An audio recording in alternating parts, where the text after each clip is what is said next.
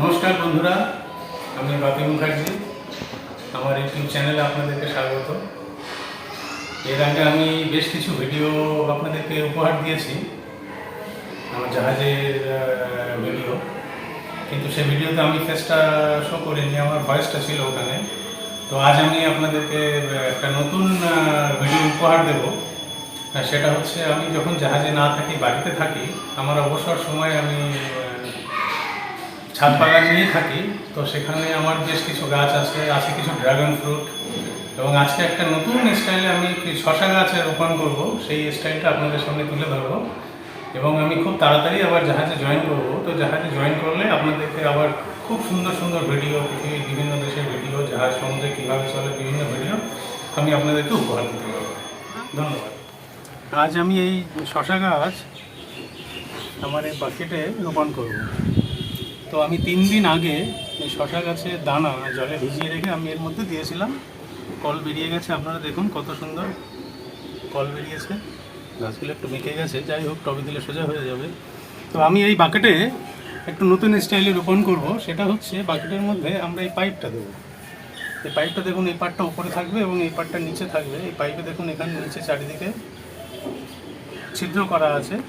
তো এই পাইপটাকে আমি এই বাকেটের মধ্যে বসিয়ে দিয়ে এর মধ্যে আমি এই পাথরগুলো দেব।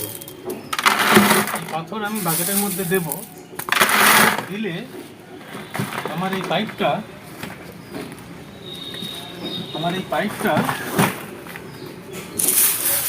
পুরো পাথরে চাপা পড়বে।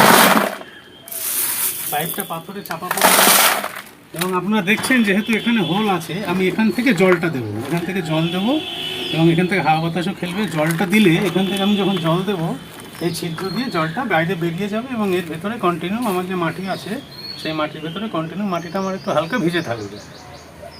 এতে আমার গাছের গোড়ায় ডাইরেক্ট জল দেওয়ার প্রয়োজন নেই। আমরা এই পাইপের ভেতরে জল দিলে পরিমাণ মতো, ঠিক সময় মতো নিয়ে নেবে। এবং এই আপনারা যে মাটি দেখছেন, এই যে মাটি দেখুন, এই মাটির মধ্যে দেখুন অনেক সবজিও আছে। আমি গত 2 মাস ধরে এই মাটির সঙ্গে সবজির খোসা, আমাদের বাড়িতে যে সবজি ইউজ করা হয় তার যে খোসাগুলো, গত 2 মাস ধরে আমি এই মাটির সঙ্গে মিশিয়ে রেখেছিলাম। মাটির সঙ্গে মিশিয়ে রাখার পরে দেখুন, এটা মাটির কালার দেখলে আপনারা বুঝতে পারবেন কত সুন্দর মাটির কালার হয়েছে। এই মাটি আমি এই পাথরগুলো দেওয়ার পরে এই মাটির সঙ্গে একটু সাধারণ মাটি মেশাবো, আমাদের দোআঁশ মাটি, যেটা সাধারণ মাটি মিশিয়ে এর সঙ্গে একটু, যেহেতু এখন গাছগুলো ছোট ছোট, আমি একটু গোবর সার, একটু হাড়ের গুঁড়ো পরিমাণ মতো, একটু একটু হাড়ের গুঁড়ো, আর একটু ডিমের খোসা গুঁড়ো করে রেখেছি। এগুলো গাছের খুবই উপযুক্ত খাবার। এবং তার সঙ্গে গাছের যে তরল খাবার, সেটা সবজির খোসা আমি জলের সঙ্গে পচিয়ে রেখেছি। এইগুলো দিয়ে আমি খাবার বানিয়ে গাছ বানাবো। তো এবার আমি আপনাদেরকে দেখাই কিভাবে করতে হচ্ছে। একটু নতুন পদ্ধতি, আশা করি আপনাদের সকলেরই ভালো লাগবে। তো আপনারাও নিশ্চয়ই বাড়িতে চেষ্টা করবেন। আর এই গাছের শসা হলে, গাছ বড় হলে, তো নেক্সট ভিডিও করে আপনাদেরকে আমি আবার দেখাবো যে কি আমার গাছের কি পজিশন আছে। এবার আপনারা দেখুন আমি এটা কীভাবে করব। চলো, এবার আপনারা দেখুন আমি কিভাবে করছি।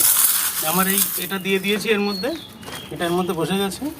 এর মধ্যে আমি এই পাথরের কুচিগুলো সব দিয়ে দেবো, দিয়ে আমি ভরে দেবো।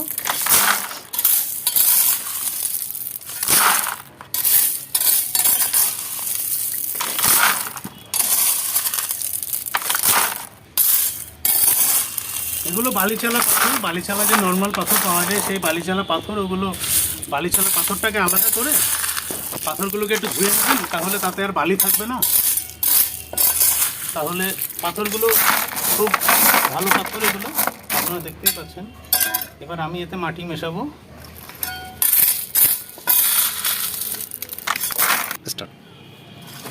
বন্ধুরা দেখুন, এবার আমি আমার যে সবজি পচা মাটি মেশানো ছিল, তার সঙ্গে আমি একটু নর্মাল মাটি মিশিয়ে নিচ্ছি।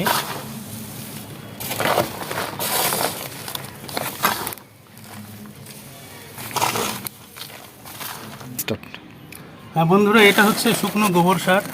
এটাকে আমি এবার এই মাটির সঙ্গে মেশাবো। পরিমাণ মতো দেবো, কম বেশি কোনো ব্যাপার না। জৈব সার এগুলো কোনো ব্যাপার না। এটা হচ্ছে এটা হচ্ছে হাড়ের গুঁড়ো পরিমাণ মতো আমি মিশিয়ে নিই। এগুলো গাছের খুবই উপযুক্ত খাবার।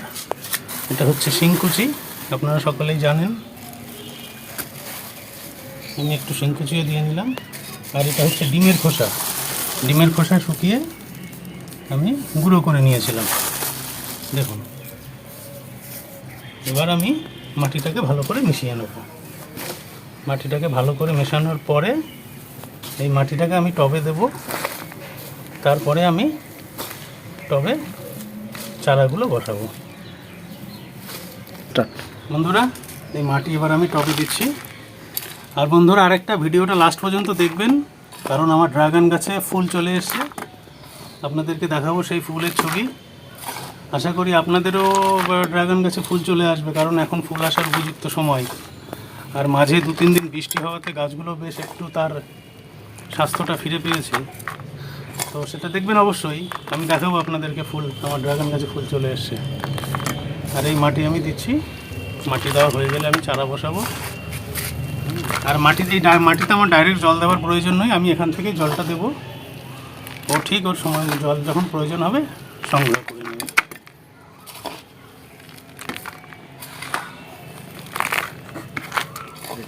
হ্যাঁ বন্ধুরা, এবার আমি জল দিচ্ছি। এখানে দেখুন, আমি এখানে জল দিচ্ছি।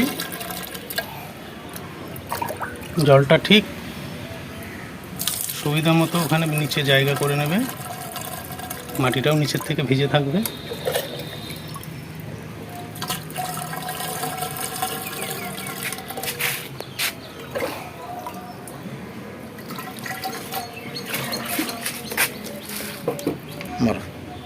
বন্ধুরা, এবার আমি দুটো গাছ এখানে রোপণ করব। জায়গা ছোট তো, বেশি জায়গা নয়, আমি দুটো গাছ এখানে রোপণ করব। এখানে দুটো গাছ দেবো, আর বাকি গাছগুলো আমার ওই ব্লু মাছের যে ট্রে আছে ওতে দেবো। তো আপনারাও বাড়িতে ট্রাই করে দেখবেন কেমন হয়। তবে গাছগুলো এখন যেহেতু খুব কড়া রৌদ্র, তাই আমি এটাকে আমার শেডের নিচে রেখে দেবো। এবং গাছগুলো একটু বড় হলেই আমি মাচাও বানিয়ে দেবো। মাচা বানানোর আইটেমও আমার সব কিছুই রেডি। গাছগুলো একটু বড় হলেই মাচা বানাবো।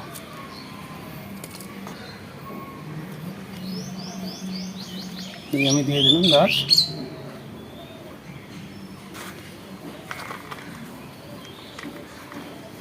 একটা দিলাম, আর একটা দেবো।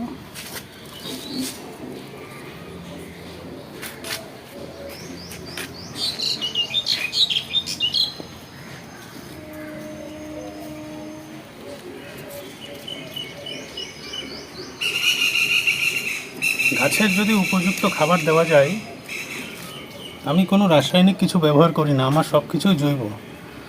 আমার ছাদ বাগানে, আমার ছাদের কার্নিশে আমি ভেন্ডি করেছি, বরবটি করেছি, আমি সব কিছুই জৈব সারেই করেছি। আমার গাছের মূল খাবার হচ্ছে আমার এই তরল লিকুইড খাবারটাই আমার গাছের মূল খাবার। এটাকেই আমি গাছের মূল খাবার হিসাবে ব্যবহার করি। এটা 1 লিটার জলে, 1 লিটার ফ্রেশ জলে 100 ml দিলেই যথেষ্ট হয়ে যায়। সপ্তাহে 1 দিন করে বা 10 দিনে 1 দিন করে দেবেন। তবে যখন লিকুইড সারটা ব্যবহার করবেন তখন খেয়াল রাখতে হবে যে মাটিটা যেন ড্রাই থাকে।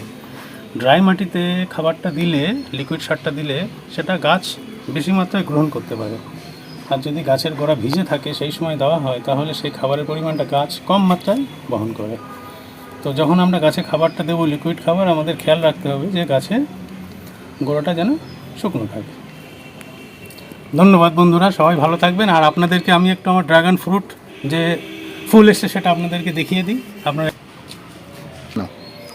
বন্ধুরা, এই ড্রাগন এখানে 4টে প্রজাতির ড্রাগন ফ্রুট আছে। আমি বিভিন্ন জায়গা থেকে কালেকশন করেছি এবং নতুন আমি এবার গাছ বসিয়েছি, মাচাও করে দিয়েছি। আপনারা দেখতে পাচ্ছেন এখান থেকে, দেখুন কত সুন্দর একটা ডাল বেরিয়েছে। ডালটা এই পর্যন্ত উঠেও গেছে মাথাটা, এবার এখান থেকে আস্তে আস্তে বেঁকে যাবে। আর সমস্ত গাছেরই কস বেরোচ্ছে। এটা হচ্ছে খুবই ভালো একটা প্রজাতির গাছ, খুব মিষ্টি এর ফলটা হয়। আর ড্রাগন ফ্রুটটা কাটলে ভেতরে পিঙ্ক কালার দেখতে হয়। আর এই আমার পুরানো গাছ আছে, এই গাছগুলোতেই মেনলি আমার এবার ফুল এসছে। গত বছরও ফল হয়েছিল, আর এবারও ফুল এসছে। আমি তো খুব আনন্দ হচ্ছে, আমার ফুল চলে এসছে। এই দেখুন, ওই যে দুটো ফুল এসছে, এই দেখুন, এই একটা ফুল এবং ওই একটা ফুল এসছে, দুটো ফুল এসছে। আর এখানে আবার আরও আছে, আমি আপনাদেরকে দেখাচ্ছি। আরও একটা ফুল এসছে আমার, এই দেখুন, এই একটা ফুল এসছে। আচ্ছা, আরেকটা দেখাই আপনাদেরকে। এই দেখুন একটা ফুল, এই ফুল এসছে একটা। তো এগুলো আস্তে আস্তে বড় হবে। আমি গাছের গোড়ায় আজকে সকালেই কিছু খাবার দিয়েছি, আমার গোবর সার দিয়ে মিশিয়ে কিছু ড্রাই ফ্রুট গাছের গোড়ায় দিয়েছি, ড্রাই খাবার। তো আশা করি খুব ভালো হবে। আর এদিকে আমার আছে কিছু বরবটি গাছ, আসুন। এগুলো আমার বরবটি গাছ, এই গাছে ফুল এসছে, ফল, এই যে গাছে ফুল এসছে এগুলো, হ্যাঁ। বরবটিও শুরু হয়েছে আসা, এখানে যে বরবটি এসছে, সব বরবটি হচ্ছে এখানে দেখুন। তবে গাছগুলোর সমস্যা হচ্ছে, গাছগুলো খুব লাল পিঁপড়ে হচ্ছে, এটাই হচ্ছে সমস্যা। আর এদিকে ভেন্ডি গাছ করেছি, এদিকে গাছে ভেন্ডি হয়েছে, দেখুন গাছে ভেন্ডি হয়েছে, কিন্তু এ গাছেও সেই একই সমস্যা আমার, সেই লাল পিঁপড়ে হচ্ছে খুব। স্প্রে করছি কিন্তু পিঁপড়েগুলো তাতে সমস্যাটা মিটছে না। এই আরও ভেন্ডি গাছ এগুলো বড় হচ্ছে, এবং এই আমার বরবটি গাছ এগুলো বড় হচ্ছে। আমি অবসর সময় এগুলো নিয়েই থাকি। বন্ধুরা সকলে খুব ভালো থাকবেন। নেক্সট ভিডিও আপনাদের সঙ্গে আবার দেখা হবে। নমস্কার।